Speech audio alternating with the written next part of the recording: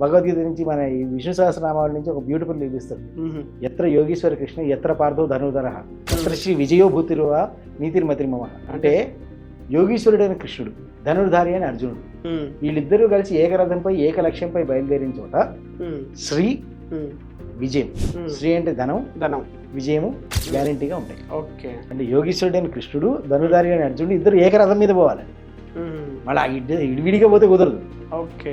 ఏకరథం మీద ఏక దిశగా పోతే ఎటు పోతే అక్కడ విజయం ఉంటుంది, అక్కడ ధనం ఉంటుంది. ఇక్కడ యోగీశ్వరుడైన కృష్ణుడు ఎవరు అంటే నీ మైండ్ ఆలోచించి, ధనుర్ధారి అని అర్జునుడు ఎవరు అంటే ఫిజికల్గా యాక్షన్ తీసుకునేవాడు.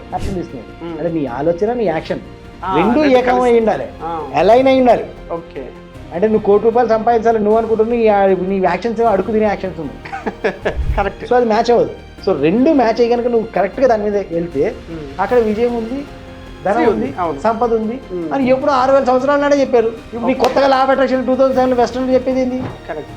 ఊరికి నీకు గాలికి వచ్చింది నేను చెప్పట్లేదు. అవును, law of attraction master certification చేసిన తర్వాత చెప్తున్నా.